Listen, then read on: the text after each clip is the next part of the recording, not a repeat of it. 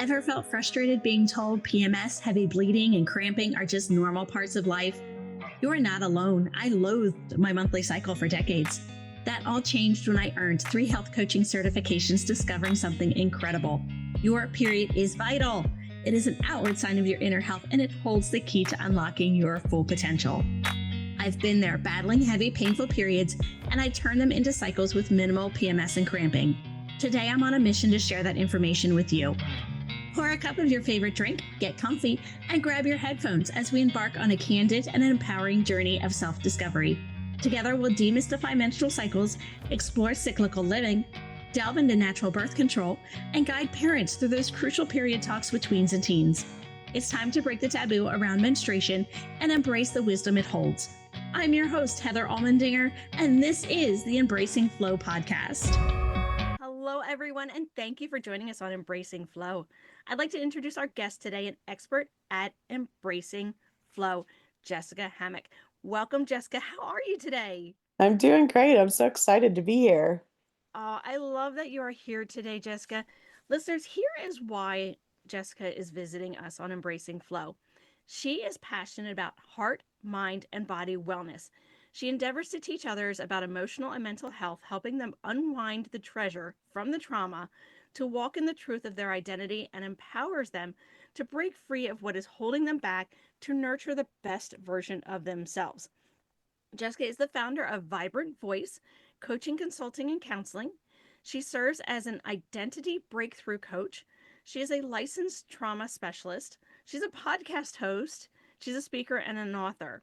She holds an MS in counseling and has over 15 years experience in education, where she has done everything from classroom teacher to assistant principal, and she currently is the director of behavioral and mental health, serving 100 campuses and 25,000 students. And that is just the beginning of why I have Jessica on the podcast today. And you'll hear a little bit more on why I have an educator on Embracing Flow, because her journey has been absolutely amazing. Before we get into that, though, Jessica, would you be open to sharing with us one of your cycle stories, and about what age were you when you first started cycling? I think I was about 12 or 13. But yes, my first experience was quite humorous. So I grew up on a farm. I was fully aware of like the birds and the bees and the cycle of life. So we didn't necessarily per se have any conversations about it in my family because I saw it all the time. But for some reason it was disconnected that it was going to be me, right? So my grandparents also had a farm, and they watched us a lot during the summer, and I um didn't even think about it coming or anything like that. Anyways, I went to the bathroom one day and there was blood coming out when I went to the bathroom. And I remember I was upstairs in an old farmhouse and I remember yelling down, "Grandma, come quick. I'm dying. I'm bleeding to death." Running upstairs, not knowing anything that's going on. And she gets there and she's like, "Oh, yeah, that." Yes, actually. So, needless to say, I was not dying. I was not bleeding to death. um, and then after that, my mom was a nurse. So that sometime in that night or the next couple of days, I don't remember, I got the very official, like, it wasn't even the birds and the bees conversation. It was the conversation that you would have with all the medical terminology and images. I'm pretty sure I was like, yeah, okay, whatever. Yeah. So that was my start. I thought I was dying because I was bleeding to death. I've heard that statement, I can't tell you how many times, that Mhm. they thought they were bleeding. And what is a little bit comical is the fact that you did grow up with Yeah, animals that had cycles, yeah. and not I realizing. I Yeah. don't know if I thought it was gonna come later, so I wasn't expecting it at that age, or I honestly think, I mean, I know that girls, I see that they cycle younger and younger now, Mhm. but this I'm not exactly like a spring chicken. I'm kind of like in the middle of the road chicken, so to speak. Um, but anyways, yeah, it was quite humorous after that. And then um yeah, it was fun times for sure. Yeah. Well, I recently found out that not all female animals cycle every month. Mm, We are one of like maybe five or six creatures that yeah, have it every single month. So even growing up on a farm, I mean, cows are not yeah, every month. right. Um, Dogs aren't. I mean, we know about every 6 months or so they go in heat. So I can see where there was some confusion. You Yeah, knew it was part of what might happen, but when? yeah. So yeah, I can definitely. But oh my goodness, I did not die. I you was did not not bleeding die. to You were not bleeding to death. We are beautifully designed to be able to bleed without yes. dying. When we spoke initially, when we first connected, Mhm. you shared with me how you help your clients with cyclical trauma Yeah. and how it comes up kind of on a seasonal basis. And I'm noticing this very much since we spoke. Would you be open to sharing kind of that conversation that we had and share with the listeners how they may see it in themselves? Yeah. So I didn't know this for a lot of my cycle, and for a lot of even my, I mean, this is not something they teach you when you go to university anywhere. Let me say that first. Um, I learned this through an ebb and flow of a lot of different mentors in my own life, and studying actually emotions and how they kept reoccurring in patterns.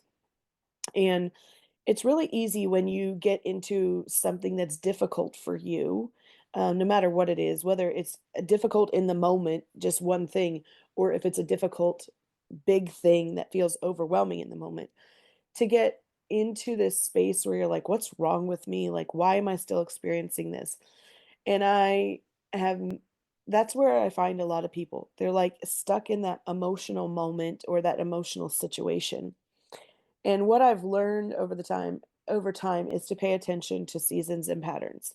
Our whole world operates on seasons and patterns. And I think if we could learn to take some cues from that, we would be so much further along. And so the first question I have started asking my clients is, what season of your cycle are you in?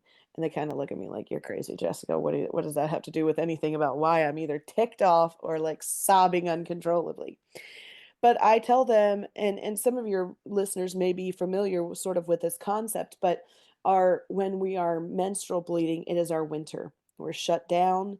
We're very calculated sometimes and cutthroat almost in our language and our communication, where we just say we're very punchy. Um, but we're designed to be resting, to be in solitude. And sometimes people may even feel more of a depression during that state. Um, and then I talk about, your follicular phase is more like your springtime. So you're kind of coming alive, you got a little bit more energy. You're starting to look on the bright side. You see the hope in things a little bit differently. And then you have your ovulation period, which is more like summertime, where, like, I feel amazing. I am superwoman. I'm going to commit to all the things.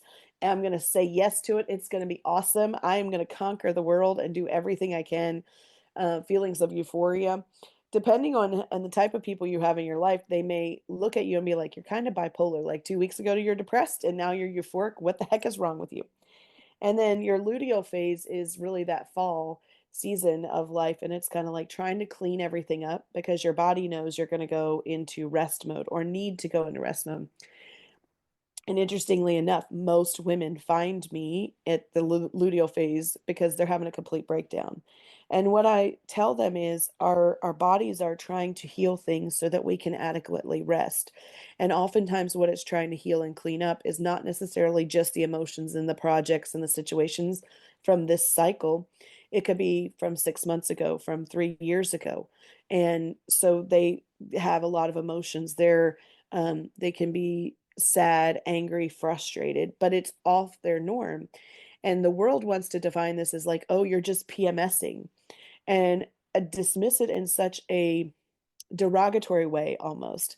And what I like to tell people is this is your body saying to you, I love you so much. It's time to heal us.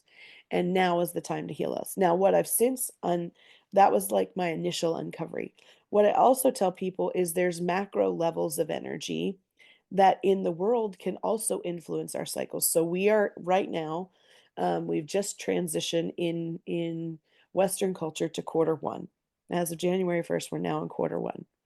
But and all these people, I love them, rush out to set these amazing goals. And I had this epiphany. I'm going to record my own episode, so I'll send you the link when I do. But it's kind of like, have you ever woken up at like 3 o'clock in the morning and you have to go to the bathroom and you're really groggy and you're feeling like, stumbling through the dark to find your way to the toilet and all the things, and you lay back down and you want to go to sleep?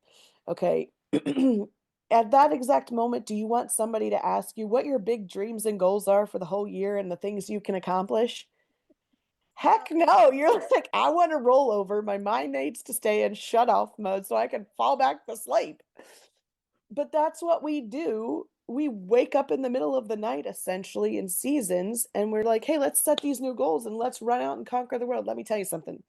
If you try to set new goals and run out and conquer the world in January, it's essentially like trying to start your day every day at 3 a.m. You're going to burn out very quickly, unless you're going to sleep at like 4 o'clock in the afternoon and you've had adequate sleep, which very few of us are. My point is that there's seasonal energy and we're in a winter season, which automatically means January, February, and March we're in a hibernation shutdown. If you watch the patterns of the world around you, everything has lost its leaves, its foliage, it's in hibernation, it's slow down and rest, and our system needs that. And what have we done? We've told people, let's amp up, baby, let's kick it into high gear, let's rush out there. Which is why New Year's goals last like 7.2 days, and people are like, something's wrong with me. So we still have seasonal energy around us. We have spring energy. That's when you want to start your new goals, by the way, is in the spring when you're ready to launch because everything has newness around it.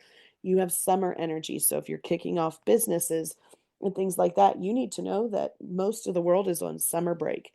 We are conditioned with a 9 month educational cycle.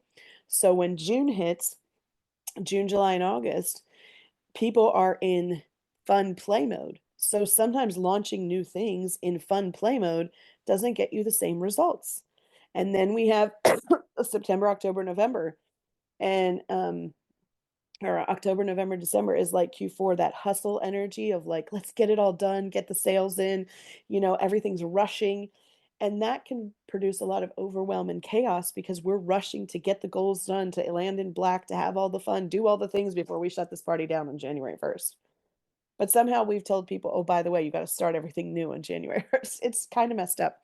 So I said all that to say it's really important to look at macro cycles of energy in the Earth's atmosphere. What season are we actually in? Are there big things going on around us? Every year it's different. This is not political, but January 20th is the inauguration. So there's going to be a different energy in mid January than there typically is, just because of what's happening. There's energy around different holidays. Mother's Day has a ton of angsty energy around it. Some people love it, some people hate it, some people are grieving. There's not the same type of energy around Father's Day that there is around Mother's Day. And so I always like to say, if you're feeling something, it is a signal to you to ask some questions. It's not necessarily reflective of you yourself only. It could be seasonal energy, it could be environmental energy, the space you're in, the people you're around. If you're in a situation where you work with or you live with a lot of other women, they could be at a different stage than you. So you need to know you can feel their energy up to 6 feet away at least. They can walk in the house and you can feel yourself shift. So you might be reflecting what they're experiencing. And then it could be your own internal season. So that's kind of what I really like to ask a lot of questions. And now my clients are trained to say, okay, this is the season I'm in. I had my period this day. Now I'm on the almost always it's luteal phase. And and that's one thing I love about your practice. It's you're looking at everything. You're looking at what's going on in the world around us. Yeah. seasonally, economically, socially, and that, but you're also looking in. You're looking at your client. What is going on in their body? Where are they at cyclically? And if they don't know, you can usually ask them questions to find out why, correct? Yeah, well, usually we look at the moon cycle. We start there and we try to look at where the moon is at. And then I look at their energy. So this is true even if women are not bleeding anymore. Women still have this energy flow. Men have a 24-hour cycle. So men have a sun cycle, what I say. They have a peak energy point during the day and then they decompress, they rest, they get up and they do it all again.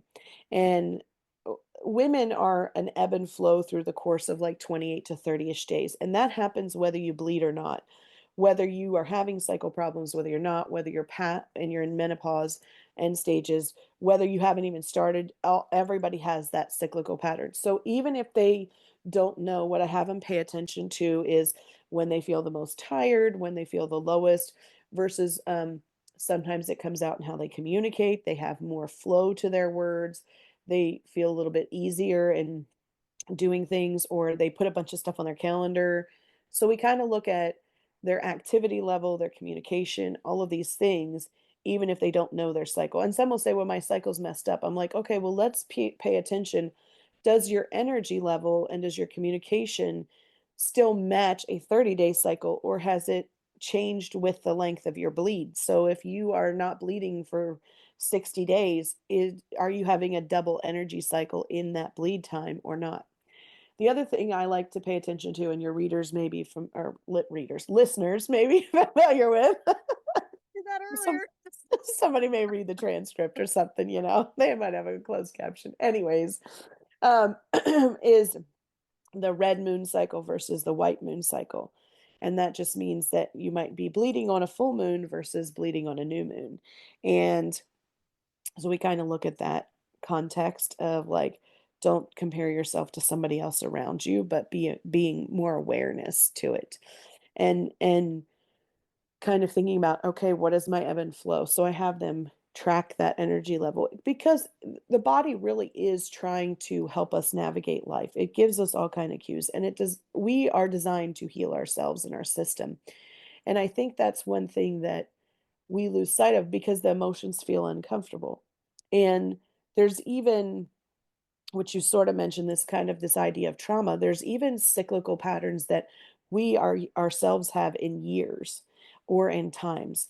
So if we experienced a traumatic event in a certain month, it's always possible that our body may feel intense emotions around that month in particular. It has a memory, and sometimes it can be a traumatic memory of time. And it can also be years. So a pattern could, for me personally, mine's every 10 years. I have a 10-year thing. So I've started looking back in my photos from 10 years ago to see what's happened in anticipation of like, hey, what's going to happen this year? And it took me a while. Like it took me, all this stuff started happening. I was like, that's interesting. That was 10 years ago. And I've picked up my pattern is 10 years. So everybody's pattern is different. Maybe 1 year, maybe five, 3.5, 22, whatever. Everybody's pattern is different.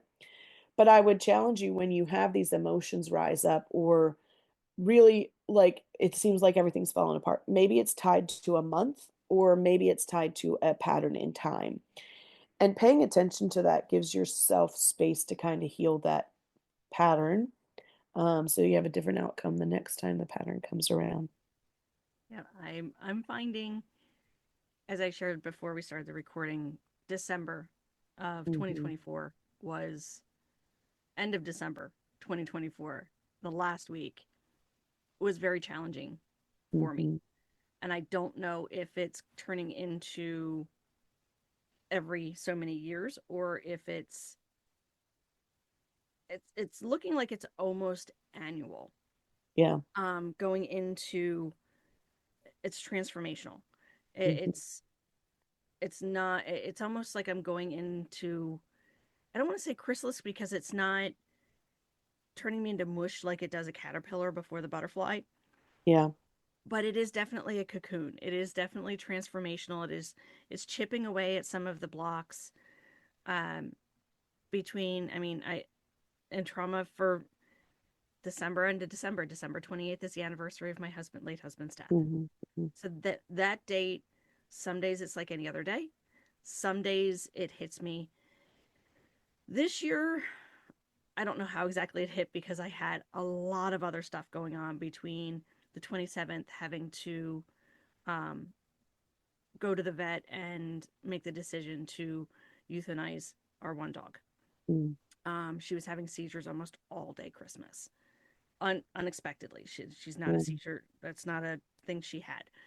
So the 27th, or actually no, that was the 26th. We did that on the 26th. There's the 28th, and then on the 20th, we were in the emergency room for a Yeah. health that we're waiting for results yet. So, and I look at my son, my younger son, and we spoke about this before. Is my younger son with his father passing December 28th. I went back to school in January, a few years later. This time of year, from end of November, about the time Thanksgiving hits, until the end of the school year, has been very, very challenging. But a big chunk of it is this winter time, Mhm. and he loses people, Yeah. and he has that fear of losing people Yep. during this time frame. So I've become very cognizant of this and looking at those patterns, and it has drastically, it has really helped me see what changes have happened during that time. This time, I left my job in December, but that was the corporate world. Right. That was decision. Yeah. That was by decision. That was not surprise. You don't have a job anymore. It was I chose to leave at that time, but it's still a time that my body may be feeling traumatic. That there was a Mhm. trauma. My son, I can definitely see that that is a time where he's feeling a trauma. So it makes a whole heck of a lot of sense, and I am so glad you're sharing this with us because I know I'm not the only one that has these cyclical things going on, and I share cyclical living and cyclical issues, and you're just kind of sharing a different perspective of it. Well, and there's something else too. I was trying to look at up to make sure I have the right thing.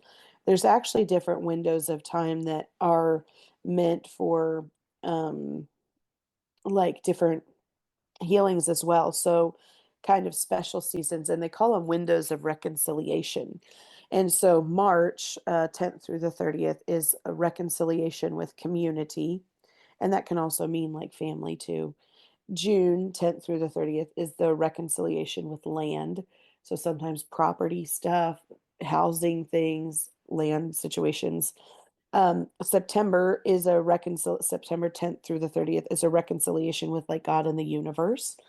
And then December is the reconciliation, the 10th through the 30th, with our destiny. So a lot of times that what that means with our destiny is this idea of like who we are, how we show up in the world, our intimacy. And if any of those things have been affected, a relationship with self, who we are, what we're meant to do in this world, we might have some like it's almost this extra measure of like ability to tap into that and get some clarity on it. But it can also mean that there's this opportunity to resolve emotions and traumas that have happened during that window. And so, like you said, you left your job. So it's this almost like this reconciliation with my destiny is not to be in this corporate job anymore, it's to reset myself. And any of those times that we have those reconciliation windows, it doesn't mean it's the absence of pain.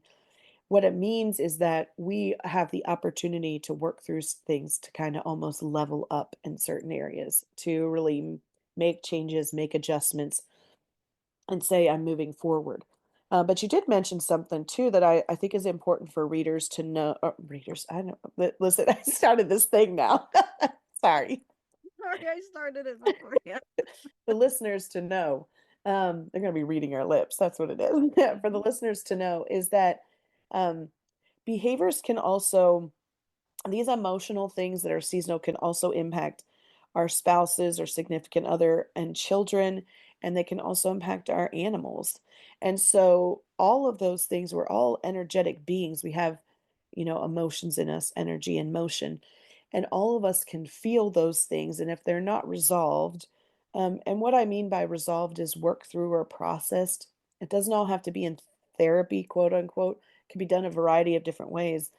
But our bodies anticipate not having released that. So it's coming back around the same way a woman's cycle would come around in the luteal phase to say, this doesn't have good feelings and emotions attached to it. There's pain here. I haven't worked through the pain, and therefore I'm going to have this. Some people are like, I don't know why I feel this way. I don't know why it's always at this time. I don't know why, because they don't have a head knowledge that they've connected with it, but the body remembers. The body remembers the cyclical seasons. The spirit of who they are is tapped into. Oh, yeah, all these things happen. So for example, a friend of mine, her and I were visiting about something, and she's like, "Oh, I just hate Christmas. I hate it every year it comes around." And I was like, "Why?" And she's like, "I don't know." I'm like, "Was it always this way?" And she's like, "No, I just hate it." And I was like, "Well, so I asked my little counselor question. I'm like, "So when was the first time that you remember feeling this way about Christmas?" And she just looked at me with that look like, "Seriously, you're going to do this to me?" Mhm. And I'm like, "But no, seriously, think about it because there is a memory attached somewhere." Anyways, she's like, "I don't know. I don't know. I just remember I hate it." Like 5 or 6 weeks go by, and she randomly messages me, and she's like, "I remember. I we were in the middle of doing something. My husband was changing jobs. I was a new mom. I ended up having mastitis, and it was right before Christmas, and we were trying to decide if we were gonna move to a different city or not for him with this job. And I was so sick, and I remember this feeling of, like, having to make everything perfect, and I couldn't make it happen." And I was like, "Bingo! There's your answer." And I'm like, "Okay, here's some things you can do to work through that emotion and release it." And I let her do it on her own. She's not my client, she's my friend. But I noticed this year her posting on her social media completely different about Christmas. I'm like, I messaged her, I'm like, "You go, girl. Like, way to redeem it back." But it did come back to a season in time, a specific moment in time. Our bodies have memory, our spirits have memory. Our souls may not connect to that, our mind, will, and emotion piece when I say soul. So there is always something there. If emotions are popping up, asking yourself, where's the pattern? Where might this be coming from? What is this tied to? Just gives yourself permission to explore. And it can be very enlightening to say, oh my goodness. And also be grateful. Like, my body is ready to do some work to heal with the fact that this keeps coming up. And I'm looking at this going, okay, going forward, it's a transformational time. Hmm. Going into it with grace, Yeah. going into it with patience, Yeah. and going, okay, holding that space on what is going on. What do you, Yeah. If we where am I anticipate out of things alignment? with pain, if we anticipate that, oh, like, not to diminish your circumstance, Oh no. but if you look at December 28th every year and be like, oh, that's the day my husband died. I got to get through this. Your body will automatically look at that season every year with dread. But if you shift the perspective just a slight to say, okay, I know I've experienced pain in the past, but how do I get to heal differently this year? What part of this and me and my life and my family get to heal differently this year? Your conscious and subconscious mind begin to work in your favor to look for, how do I experience this differently? And something random may completely occur that you're like, whoa, wasn't expecting that to be the piece that needed healed this year, right? But it's always there for our good, for our healing, because that's how we're wired, is for wired for healing. And so it's important to pay attention to what you're thinking about when it comes to these things that you know are coming, and instead of automatically allowing anticipation with dread and pain, to get curious about what it could look like or what could be different. And that's not to diminish people's losses or their grief journey or their mourning practices. It's in no way diminishing that, but it can be very difficult to move forward in life when we are always anticipating pain and suffering. for those patterns. So just switching to a little bit of curiosity, how could it look different this year? Or what might come up different this year? How might I heal differently this time? Gives yourself a little bit of space so you're not in um, sitting in the pain intentionally. Yep.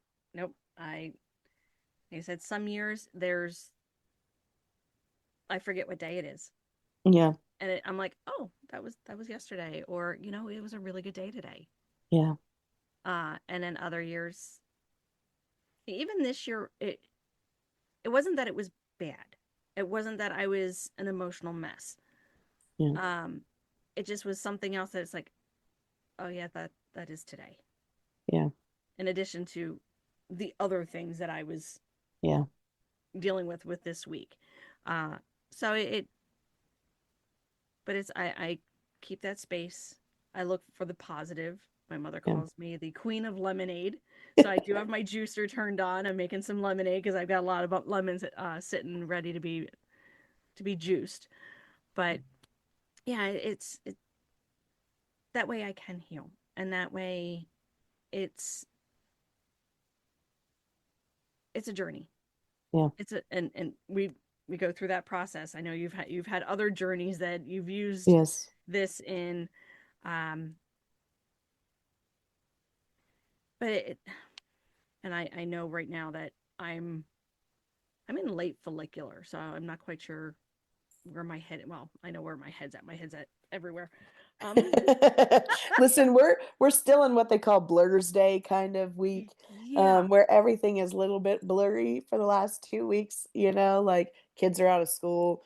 What day is it actually? Like somebody posted on Facebook, by the way, today is Thursday. Okay, just in case you were wondering, like, do I need to put pants on today? yeah, yeah. You know. It's Thursday. It's the first day back for my boys at school. Mm. Why they go back on for 2 days before, I don't. Every But school I is was just different, like, I know. okay, okay, where? All right, I know where I'm at. I know what I'm doing. Right. I saw another graphic or a little reel, and they're like, it's airport rules week. Some people are drinking alcohol because it's their 5 o'clock, and other people haven't had their coffee yet because it's 7 a.m. Like it's airport rules week. And so I was like, that is very interesting. That I like that because it again gives us grace to be where we're at and to sit where we Yeah, are and to be okay with it. Just yeah, allows us there. yeah. Where can people find more about you? Where can we learn more about your journey, learn more about what you do? Yeah. I'm on social media. That's the thing, I guess. I'm on Instagram. Um, Pretty much you can find me on Instagram or Facebook. Jessica Vibrant Hammock. It's um, on both places. The name of my business, like you mentioned earlier, is Vibrant Voice. So that's my Facebook page. I have a website, vibrantvoice.life. Um, it's not as juicy as Instagram and Facebook are, though. That is okay. Are you doing a monthly reset? Is that coming up or is that one ending or are you looking at I starting am. again? I do. Actually, what I do is I offer a free class once a month called Relax, Release, Reset. It's the third Thursday of the month. I offer it at 12 o'clock and at 7 p.m. Central Time. So it's just kind of talking about stress and trauma and how to release that of your body. That's a free class anybody can come to. You can find out how to sign up on my Facebook or my Instagram. And then I actually run a money blocks group, and that's a monthly one that's coming up in January. And we do abundance breakthrough and kind of resetting your money story and stuff. So that is also the links are in my Instagram and Facebook too. Those sound like some really, really cool Yeah. things to look forward to and to look into. Before we go, do you have any wise words to leave us with? I would say, first of all, you're worth doing the work. Everybody experiences some level of pain, stress, trauma, all the stuff. So allow yourself to entertain the idea that you are worth doing the work. And the second part is know what season you're in. Completely agree with understanding and knowing what season you're in because it makes a lot of difference. Yeah. Really, truly does. Those are amazing words to end on. Thank you so much, Jessica, for taking us on an enlightening journey into the cyclical and how trauma and the seasons and everything, we are cyclical beings, and just incorporating that outside of cycles and how it does impact our lives on different in different ways. Yeah. Thank you for having me. I really enjoyed being here. All the links that Jessica mentioned can be found in the show notes. Thank you, listeners, for spending your time with us today. If you found a nugget of wisdom or a moment of empowerment, our mission is accomplished. Do you know someone who could benefit from this information? Please share Embracing Flow with them. Until next time, my friends, love hard, laugh often, and as always, be vividous. Talk to you soon. Thank you so much for joining us today. If you enjoyed this episode, please follow the show, submit a rating and review, and share it with your friends. Visit my website, embracingflowpodcast.com, to receive your free PDF on 4 ways to decrease PMS. The link is in the show notes. Information shared on the Embracing Flow podcast is for educational purposes only. It does not constitute medical advice. Until next time, love hard, laugh often, and as always, be vividous.